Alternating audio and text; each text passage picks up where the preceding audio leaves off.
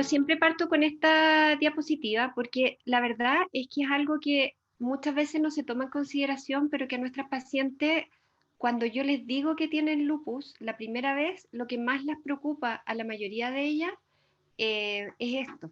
Es como uno de los temas centrales del diagnóstico de lupus, es porque ellas han escuchado que cuando uno tiene lupus no puede tener hijos y que si tiene hijos o trata de tener hijos se va a morir o se va a morir la guagua o va a pasar algo muy terrible. Entonces, es algo que yo creo que nosotros como médicos tratantes, tanto desde el punto de vista ginecológico previo al embarazo como del punto de vista reumatológico, tenemos la obligación de tocar de una manera bastante extensa. Y es ver estas dudas que tienen. Yo acá copié preguntas de mis pacientes, si van a poder tener hijos, si les va a pasar algo malo, si los hijos tienen más riesgo de malformaciones, si tienen más riesgo de perder el embarazo, si tienen la misma enfermedad, si los niños van a tener la misma enfermedad que ella o si se pueden morir directamente durante el embarazo, que es algo que preguntan con cierta frecuencia. Y en realidad lo que yo siempre les respondo es esto, que prácticamente yo diría que hoy en día sobre el 90-95% de las pacientes con lupus sí se pueden embarazar y tienen la mayoría de ellas embarazos exitosos, pero que lo más importante es el adecuado control prenatal y el diagnóstico precoz de las complicaciones, y para esto es indispensable que el equipo que las está viendo primero sea un equipo y segundo trabaje de una manera bastante coordinada y cercana. O sea, lo que les pueden contar, por ejemplo, Mauro Parra o Álvaro Sepúlveda, que lo vi por ahí, es que nosotros estamos permanentemente en contacto con respecto a nuestras pacientes más graves y nos comunicamos a cualquier horario casi para mandarlas a hospitalizar o para ver si es que está ocurriendo algo más grave. Y eso es lo que yo creo que de verdad mejora el pronóstico. En el lupus eritematoso sistémico antiguamente, y de hecho no hace tantos años, cuando yo estudiaba medicina, que fue hace como 20, se contraindicaba el embarazo casi totalmente. Y de hecho hay algunas historias de algunos nefrólogos que era como escandaloso cuando la paciente con lupus se embarazaba, pero en realidad, salvo que uno tenga una contraindicación formal, el buen control, la planificación y el manejo transdisciplinario permiten obtener embarazos y partos exitosos en la mayoría de las pacientes. Por lo tanto, lo que ahora nosotros tenemos que saber es cómo tener este control cercano y cuáles son las cosas que determinan este peor pronóstico y esta mayor mortalidad perinatal para estar más pendiente en estas pacientes. Y los factores más adversos en términos de pronóstico son lejos la actividad preconcepcional del lupus.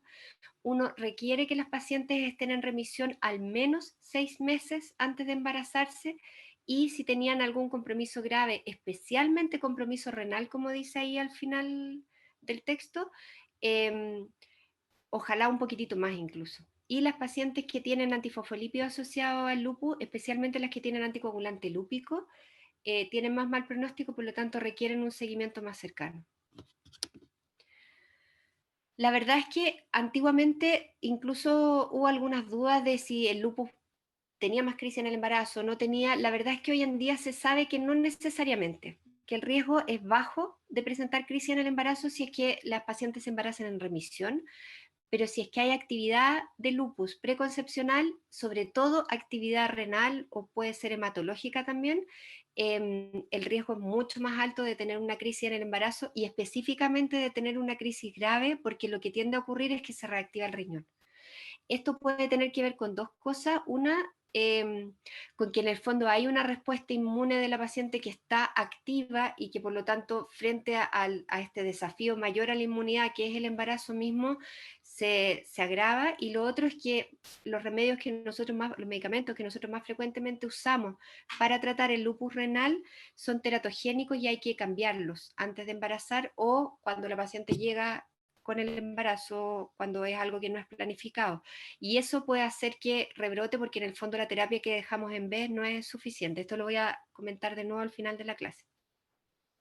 Puede existir actividad leve del lupus durante el embarazo y eso es algo que ocurre con cierta frecuencia, pero eso no es una complicación mayor, que las pacientes tengan un poco de alopecia, un poco de eritema malar, a veces un poco de artralgia, y a veces incluso uno ni siquiera sabe si es por el lupus o por el embarazo en sí. Hay que recordar también que el riesgo de crisis posparto en las primeras semanas posparto es algo que existe, entonces debemos tener un control cercano de estas pacientes en ese periodo y súper importante porque la mayoría de las veces las pacientes los van a ver a ustedes en ese periodo más que a nosotros, porque entre que se complican de ir a ver a médico con el recién nacido y todo eso, van mucho más al obstetra que al reumatólogo, así que es algo que igual hay que trabajarlo en conjunto también.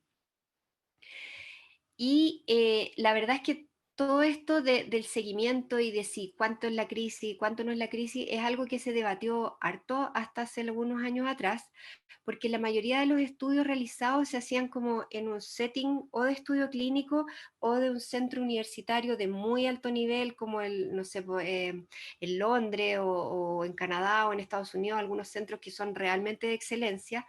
Entonces se dice que no reflejan la realidad y es por eso que hay un estudio que periódicamente va a estar sacando actualizaciones que se llama el PROMIS, que es un estudio de seguimiento prospectivo de muchas pacientes con lupus y eso nos va a permitir tener datos más reales de qué es lo que les ocurre a esta paciente en realidad. Obviamente no es lo mismo que ocurre en un país que no tiene el mismo nivel de salud que el que están haciendo el seguimiento, pero por lo menos nos puede permitir obtener algunas cifras que no sabemos. Lo que sí sabemos es que los embarazos con lupus son complicados. Tienen 2 a 4 veces más riesgo de complicaciones en términos de lo que es el recién nacido. Hay más parto pretérmino, hay más rotura prematura de membrana, hay más retraso de crecimiento intrauterino, síndrome hipertensivo del embarazo, el riesgo de pérdidas fetales aumenta y en las madres que tienen RO o LA positivo aumenta el riesgo de lupus neonatal también. Y para la madre aumenta en bastantes veces el riesgo de cesárea no programada, la estadía hospitalaria.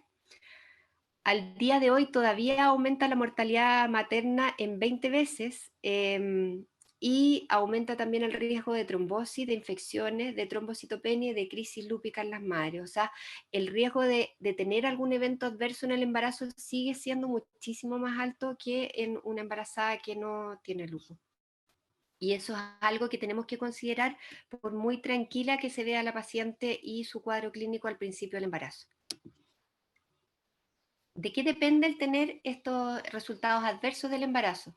Más que nada, como ya les dije, del nivel de actividad que tenga la paciente, y esto lo voy a repetir varias veces porque en realidad yo creo que es casi lo más importante de la clase, el nivel de actividad que tenga la paciente al momento de embarazarse y en los 6 meses previos. Y específicamente, si ha tenido nefritis, es un factor de mal pronóstico. De hecho, hay algunos estudios que dicen que haber tenido nefritis alguna vez, una nefritis grave, ya es un factor de mal pronóstico en sí. Yo escuché al final de la clase del doctor López que les hablaba un poco de la hidroxicloroquina. La verdad es que la hidroxicloroquina, el discontinuarla antes del embarazo es un factor de muy mal pronóstico también, por lo tanto es algo que uno debiera continuar en todos los embarazos de las pacientes con lupus y en las que no lo tienen, agregarlo. Las pacientes con lupus embarazadas debieran estar siempre con hidroxicloroquina. Discontinuación de otras terapias. También es bastante frecuente que hay embarazos no planificados en que la paciente está con un medicamento teratogénico que es necesario para mantener la remisión de la actividad, se embaraza y hay que suspenderlo y cambiarlo por otro así como rápidamente y eso se asocia a más mal pronóstico, la trombocitopenia y la hipertensión. Con respecto al síndrome antifosfolípidos, cuando hay concomitancia, es otra cosa que agrega más mal pronóstico, específicamente en las pacientes que tienen triple positividad en términos de anticardiolipinas, beta-2 glicoproteína 1 y anticoagulante lúpico.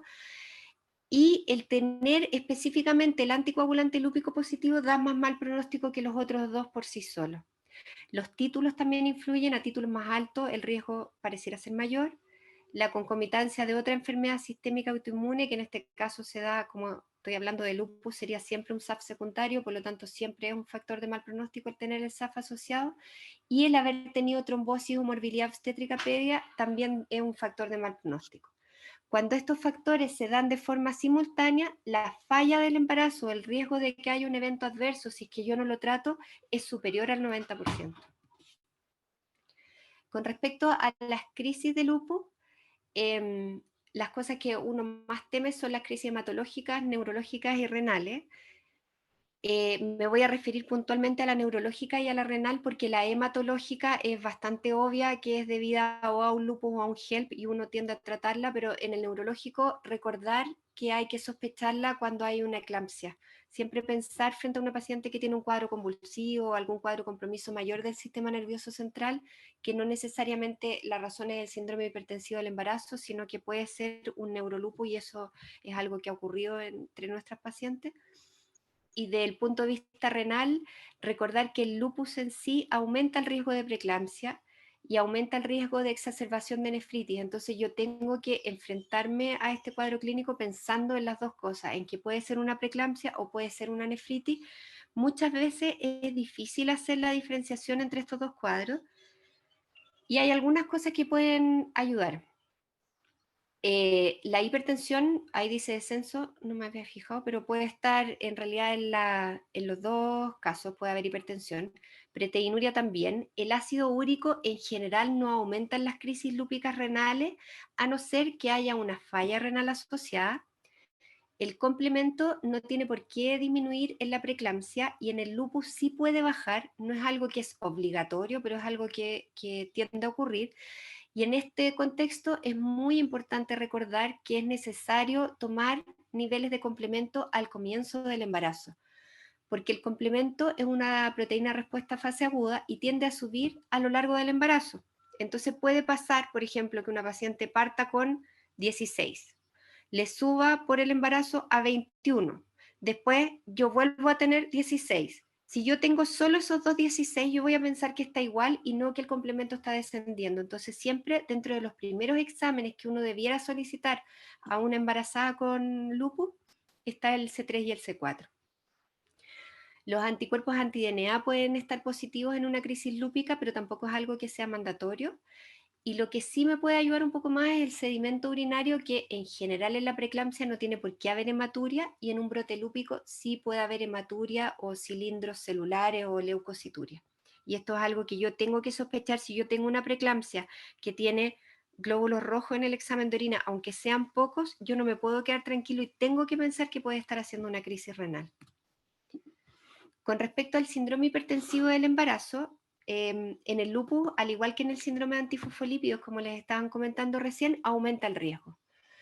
Y del riesgo bajo, que habitualmente ronda el 3%, en las pacientes con lupus entre un 3 y hasta un 30%, dependiendo de la serie y de algunos otros factores como la existencia de inflamación renal previa, 13 a 30% de los embarazos pueden tener una preeclampsia y el riesgo es aún más alto en caso de nefritis o de serología de SAS positiva. Específicamente dicen los últimos estudios, uno que salió ahora en abril del 2020, dice que específicamente si uno tiene anticoagulante lúpico, el riesgo es muchísimo más alto. Y en pacientes que tienen nefritis y que quedaron secueladas, el riesgo de preeclampsia puede llegar a ser hasta de 2/3 de las pacientes, o sea, alrededor de un 60% de las pacientes puede tener un síndrome hipertensivo al embarazo. Siempre recordar, como ya les dije, una eclampsia para los dos lados correctos. Si yo tengo convulsiones, no pensar al tiro en la eclampsia. Si yo tengo una eclampsia muy tardía, sospechar que puede ser un neurolupus, sobre todo si es que no hay hipertensión, aunque el síndrome hipertensivo del embarazo puede ser normotensivo también. Con respecto a las complicaciones más graves que pueden haber, tenemos también el HELP, que usualmente se da en las pacientes que tienen lupus combinada con síndrome antifosfolípido, pero recordar que existen casos en que no hay hipertensión, no hay proteinuria. Hace unos meses atrás, justo cuando estaba partiendo el COVID, tuvimos una paciente gravísima que tuvo estallido hepático, de hecho, y que en ningún minuto tuvo una hipertensión significativa ni proteinuria significativa. Entonces hay que estar pendiente a estas pacientes, sobre todo si tienen lupus y antifosfolípidos, hay que pedirles hemograma y perfil hepático, y ante cualquier alteración, aunque sea leve, hay que hacer o un seguimiento más cercano o de frente a una hospitalización. Esta paciente que yo les cuento, la verdad es que se complicó en 2 días y fue un caso bastante severo que resultó todo bien al final, pero podría haber sido un tremendo desastre. Entonces hay que estar pendiente de los hemogramas y los perfiles hepáticos. Otra complicación que podemos ver en las pacientes con lupus cuando tienen anticuerpos anti-RO y anti-LA positivo es el lupus neonatal, que se produce por el paso transplacentario de estos anticuerpos que son de tipo IgG, por lo tanto pueden pasar la placenta y pueden dar distintas manifestaciones. Pueden dar compromiso cutáneo, que es lo que ustedes ven ahí reflejado en la fotografía. Son compromisos cutáneos que son bastante feos, llamativos y que a los papás de los recién nacidos les llaman muchísimo la atención, pero que son cuadros que en general son autolimitados y no traen repercusiones más graves. Son, mientras en el fondo el recién nacido logra barrer los anticuerpos maternos de la sangre nomás y se degradan los anticuerpos con el paso de la semana. Entonces lo que hay que hacer es tranquilizar a la madre y decirle que es un cuadro que va a pasar y que no tiene mayores complicaciones a futuro y no quiere decir bajo ningún concepto que el recién nacido vaya a tener un lupus.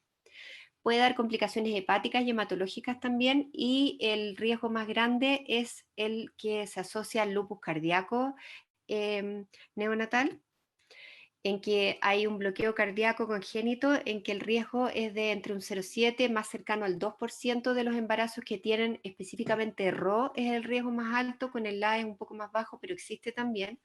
Eso es el primer episodio. Si algún embarazo anterior, sobre todo el primero que es el que tiene más riesgo, ya tuvo el recién nacido algún tipo de lupus neonatal, no necesariamente cardíaco, el riesgo de tener bloqueo cardíaco en los embarazos siguientes es hasta un 20%, o sea, es altísimo. Y por esto se recomienda hacer ecocardiografía fetal seriada entre las 16 y las 26 semanas. Y recordar además que el lupus neonatal cardíaco se puede asociar a algunas otras complicaciones, no solo a los bloqueos cardíacos, sino que también se puede asociar a miocardiopatía y miocarditis. Y en este caso es importante porque estos son fetos que se benefician de que uno administre corticoides fluorinados porque es un cuadro inflamatorio propiamente tal cardíaco que puede disminuir la intensidad con el uso de corticoides. Acá yo les puse un poco de manejo porque esto es algo que es importante recalcar de nuevo. Toda embarazada con lupus debiera estar con hidroxicloroquina. Hay estudios que no son estudios de una calidad excepcional porque obviamente esto es un cuadro que es muy infrecuente y que además la evolución es muy azarosa, o sea, no es que uno tenga un bloqueo grado 1 que después progrese a grado 2 y después progrese a grado 3, sino que las pacientes a veces tienen grado 2 y revierten, o tienen grado 1 y pasan a 3. Es una evolución que nadie sabe muy bien por qué se produce, pero hay algunos estudios prospectivos de seguimiento que dicen que el usar hidroxicloroquina desde tempranamente en el embarazo podría prevenir el desarrollo del lupus cardíaco. Por lo tanto, es algo que nosotros debiéramos considerar por otras razones además que vamos a hablar en unos momentos más, pero específicamente en las pacientes que tienen RO y LA positivo. Con respecto al manejo de la embarazada con lupus, lo primero es considerar qué enfermedad tiene la paciente. Es muy importante hacer una anamnesis acabada, si es la primera vez que yo la evalúo y ya está embarazada, o si es que no está embarazada, tengo que saber algunas cosas que son importantes para mí. ¿Cuál es la evolución histórica que ha tenido esta enfermedad? Si ha tenido siempre un lupus leve, si en algún minuto fue realmente un lupus grave, si ha hecho compromiso visceral mayor, de qué órgano o sistema específicamente, porque yo necesito saber si ha tenido brotes antes del sistema nervioso central, renales o hematológico. El renal y hematológico predisponen a tener más resultados adversos del embarazo, y el del sistema nervioso central es algo que yo tengo que tener presente porque los brotes lúpicos y la historia de las pacientes lúpicas tiende a repetirse en el tiempo. O sea, si una paciente ya tuvo una crisis renal, lo más probable es que si vuelve a hacer una crisis grave, esa sea renal nuevamente. Hay un pequeño porcentaje de pacientes que cambian y van como rotando órganos o sistemas, pero la mayoría tiende a ser como una repetición de los compromisos previos. Esto para el único órgano que no es o que es menos cierto es para el riñón, en que el riesgo de hacer crisis renales, primera crisis renal en el embarazo, es algo que es bastante más frecuente que para los otros sistemas, entonces debemos estar presentes. Tengo que hacer una evaluación del riesgo obstétrico global además y de las complicaciones que ha tenido previamente la paciente o que tiene. ¿Qué órganos ha afectado previamente el embarazo? O sea, el lupus, como ya les dije. Y muy importante saber cuál es el estado actual de la enfermedad, si es que está activa, cuándo fue la última crisis, qué medicamentos está tomando, y también saber si es que tiene algún grado de daño. Y esto es algo que tiene importancia desde dos puntos de vista. Uno, porque el daño no se trata. Yo no pretendo hacer revertir algo que está fibrosado o un tejido que está más allá de la recuperación. Por ejemplo, alguien que tiene una creatinina 1,7 basal, yo no voy a pretender con mi tratamiento llevarla a un nivel menor, si es que ya es algo crónico. Y porque el daño predispone a tener más daño futuro. O sea, las pacientes que ya tienen daño tienen más riesgo de tener daño en tiempo posterior. Y lo otro es la serología. Entonces, siempre es muy importante tener en cuenta la historia y cómo está ahora. Y cómo está ahora implica de dónde está activa, último momento en que comenzó la crisis actual o que tuvo crisis, el daño y la serología. Yo les voy a comentar en un minuto más qué es lo que es la serología que vamos a solicitar. ¿Qué terapias está recibiendo la paciente? Además es importante porque eso me va a hablar de la severidad del cuadro y las que tengo que ajustar por tener potencial teratogénico. Y muy importante, si está recibiendo hidroxicloroquina, si no la está recibiendo y no tiene una contraindicación formal, yo les diría que ustedes sí pueden iniciarla en espera de una evaluación por un reumatólogo, que es algo que a veces cuesta obtener. Si la paciente tiene daño retinal previo o ha tenido un efecto adverso mayor por hidroxicloroquina, obviamente no se la van a indicar, pero hay pacientes que no la están recibiendo porque nunca nadie se las ha indicado y en ese caso sí es necesario iniciarla. Y muy importante también en las pacientes que no están embarazadas, en ese momento la planificación familiar, porque el embarazo tiene que ser un evento planificado, no puede ser algo que ocurra como de sorpresa, porque si no todo lo que he hablado hasta ahora es algo que no se puede prevenir y el riesgo de tener problemas es más alto. Siempre realizar un manejo para cada paciente de acuerdo a su historia y a su nivel de actividad. Cuando yo la veo por primera vez a alguna paciente que tiene lupus que no está embarazada, realizo educación en términos de explicarle, tranquilizarla que sí va a poder embarazarse, pero que tenemos que definir y planificar los mejores momentos. Yo les digo a mis pacientes que cuando quieran embarazarse me tienen que avisar, ojalá entre 8 meses, un año antes, en el ideal. Yo entiendo que cuando a veces es algo que ocurre más sorpresivamente, pero tratar de recalcarles eso en cada control, que eso aumenta la seguridad para ella y para su bebé a futuro. Las vacunas tienen que estar al día, ojalá, porque las pacientes tienen más riesgo de infecciones. Recordar la vacuna al papiloma y el control de natalidad, que vamos a hablar brevemente al respecto. Siempre el control de estas pacientes tiene que ser transdisciplinario y tiene que ser por profesionales que estén acostumbrados a manejar pacientes con lupus, porque hay algunas cosas que hay que recordar y que son importantes. Ajustar el tratamiento y plantear el riesgo del embarazo, porque no es algo exento de riesgo, de las complicaciones y cuáles son las contraindicaciones de embarazarse. Con respecto a la planificación familiar, educación, siempre, prevención de enfermedad de transmisión sexual, la vacuna papiloma, que eso ustedes lo saben mejor que nosotros. Y siempre, siempre a las pacientes con lupus, antes de yo indicarles un método anticonceptivo hormonal, tengo que solicitar el estudio completo de antifosfolípidos. Y acá yo me voy a permitir recalcar, yo estoy segura que el doctor les dijo varias veces que eran los anticuerpos anti-beta 2, glicoproteína 1, lo que son parte del trío de cosas que se piden.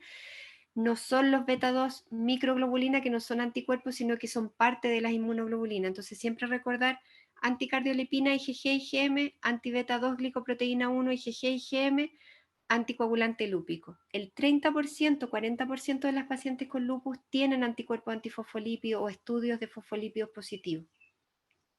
Si es que tienen positividad de alguno de estos test, no pueden utilizar anticonceptivos con estrógeno.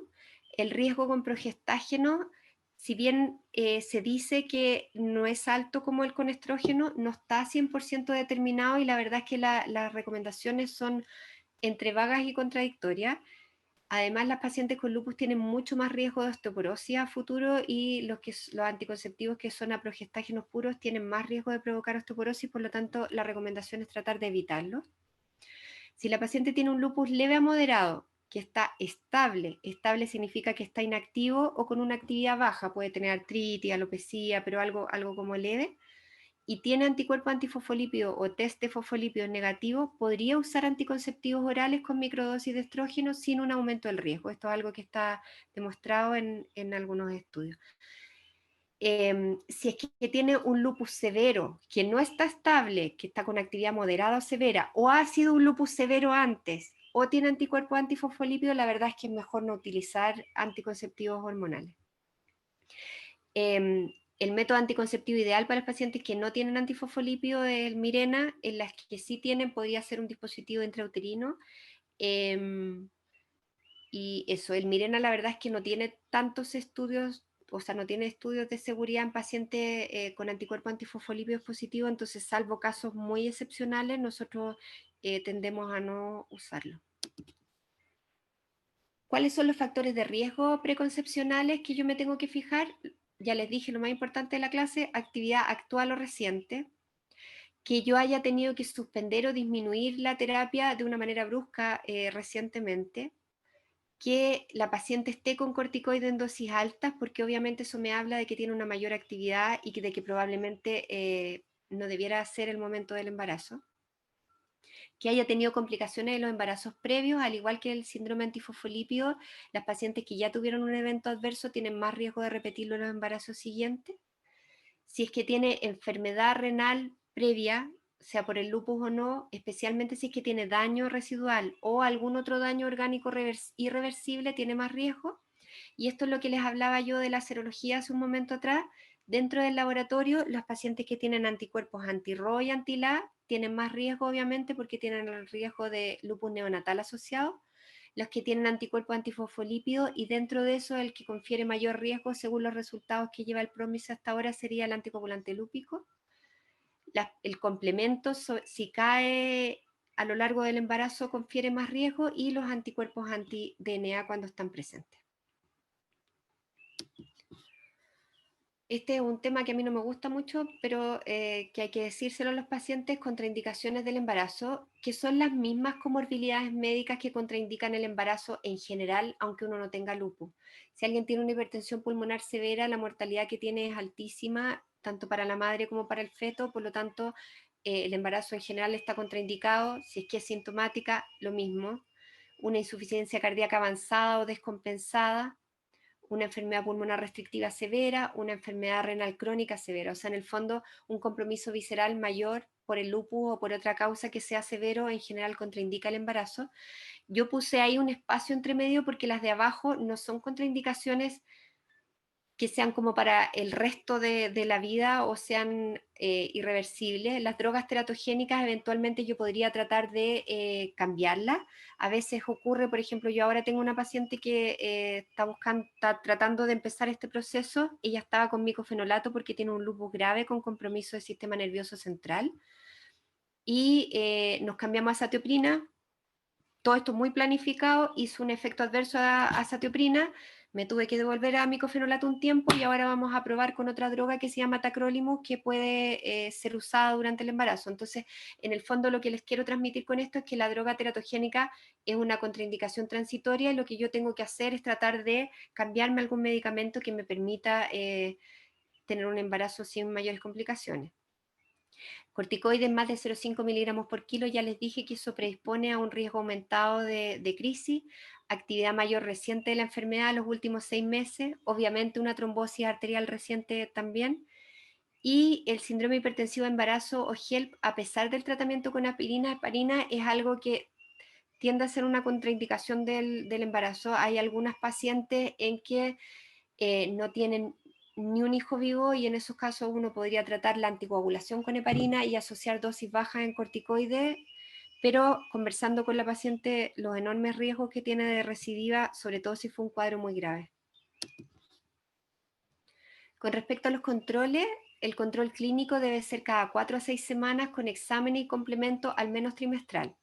El complemento trimestral y el control clínico con los exámenes cada 4 a 6 semanas, y con exámenes son exámenes de rutina, hemograma, perfil hepático, bioquímico, porque así yo puedo pesquisar si, por ejemplo, está empezando a desarrollarse un HELP, porque se altera el perfil hepático, si la paciente empieza a cursar con trombocitopenia, que a veces puede ocurrir antes de que se desarrolle el HELP propiamente tal, o si se está activando el lupus. Examen de orina también es muy importante en este caso. Las pacientes con compromiso renal, siempre presión arterial en todos los controles, que eso ustedes lo hacen siempre, y proteinuria de 24 horas mensual o más seguido si es que empieza a subir de a poco la proteinuria o hay alguna otra alteración. el Doppler de uterinas, que a mí me va a dar un pronóstico, los exámenes generales, como ya les dije, y la serología, y además recordar siempre que las pacientes con lupus tienen más riesgo de tener anticuerpos antitiroideos, por lo tanto controlar función tiroidea periódicamente. Con respecto al manejo farmacológico, la recomendación de expertos es dejar la aspirina a todas las pacientes con lupus, porque son pacientes que tienen un riesgo alto de preeclampsia, y los estudios muestran que la aspirina podría ayudar a disminuir el riesgo. Heparina de bajo peso molecular en las pacientes que tienen antifosfolípido y que han tenido o morbilidad obstétrica o morbilidad trombótica. Antimaláricos para todas las pacientes. Corticoides, si es que yo quiero tratar a la mamá, tienen que ser corticoides no fluorinados como metilprednisolona o prednisona. Si es que quiero tratar alguna complicación del recién nacido, tienen que ser fluorinados como betametasona o dexametasona. Y con respecto a los inmunosupresores que se pueden utilizar en el embarazo, azatioprina, ciclosporina y tacrolimus, que pueden usarse de manera aislada o en combinación. Y en general tiene una seguridad que está súper demostrada en pacientes con trasplantes renales o con otros problemas, y pudiéramos usar también inmunoglobulina y plasmaféresis en pacientes que lo requieren en condiciones particulares, que pudiera ayudar, como el antifosfolípidos catastróficos, si tienen una trombocitopenia, ya sea por un PTI o un PTT, anemia hemolítica, autoinmune o complicaciones neurológicas. Rituximab y belimumab, más rituximab que belimumab en realidad, se han utilizado en el embarazo en casos en que no hay otra alternativa que sea viable de utilizar, porque la verdad es que tampoco hay estudios muy categóricos que indiquen su seguridad. Nosotros los hemos usado en alguna ocasión sin complicaciones, que es lo que muestran la mayoría de los estudios, y estudios que son como importados de los linfomas, en que uno en realidad no puede mucho esperar a que nazca el, el bebé para poder dar el tratamiento para el cáncer. Y con respecto a los antimaláricos, para finalizar, las pacientes con lupus, la recomendación es darle hidroxicloroquina 5 miligramos por kilo, que es una dosis que es segura. Y esto sirve para tratar los síntomas del lupus, porque sirve para la artritis, puede servir para la fatiga, para la alopecia, para las manifestaciones cutáneas, pero además la hidroxicloroquina tiene un rol importante en que disminuye la actividad. Las pacientes con lupus que toman hidroxicloroquina en general tienen menos actividad que las que no la toman, y no solo mucocutánea, tienen menos daño acumulado. Si uno mira a largo plazo, las pacientes que han tomado hidroxicloroquina tienen mucho menos daño renal y de otros órganos que las que no la han tomado. Mejora incluso la sobrevida de las pacientes que han tomado hidroxicloroquina en estudios de seguimiento. No son de la mejor calidad estos estudios, como les dije, ya hay uno andando, pero eso es un acuerdo entre todos los expertos y los estudios que hay. Y con respecto al embarazo, potencialmente puede reducir las crisis, puede reducir el riesgo de preeclampsia y de trombosis además. Me que pegalaste, perdón. Además, reduce el riesgo de bloqueo cardíaco congénito en pacientes RO positivo, por lo tanto, en ese contexto, aunque no tengan lupus, uno debiera dejar hidroxicloroquina, y muy importante, es un medicamento que es seguro en el embarazo, que no se ha asociado, como se decía antes, a problemas auditivos ni oculares en el recién nacido. Hay algunos estudios que dicen que podría aumentar un poco el déficit atencional en los hijos de las pacientes lúpicas, pero hay otros estudios que dicen claramente que en realidad el déficit atencional ya está aumentado por ser un hijo de una paciente lúpica. De hecho, hay unos modelos murinos que se ve cómo los anticuerpos se fijan al cerebro de los fetos, así que tendría más relación con eso. Y lo otro es que la hidroxicloroquina tiene una vida media que es muy larga, entonces aunque yo lo suspenda, se mantiene presente durante todo el embarazo, y lo único que yo logro suspendiéndolo es perder eficacia, pero la toxicidad, si es que existiera, que no existe, podría producirse igual. Y con los corticoides, esto ya se los dije, los no fluorados, el 90% son metabolizados por la placenta, por lo tanto se usan para tratar las crisis maternas, y los fluorados no son metabolizados por la placenta, por lo tanto se usan para tratar o prevenir las complicaciones fetales, pero siempre recordar que aumentan el riesgo de preeclampsia, de hipertensión, de rotura prematura de membrana y de diabetes, y en dosis muy altas pudieran inducir, hay algunos estudios que dicen que pudiera inducir vasospasmo cerebral en el feto e hipertensión fetal.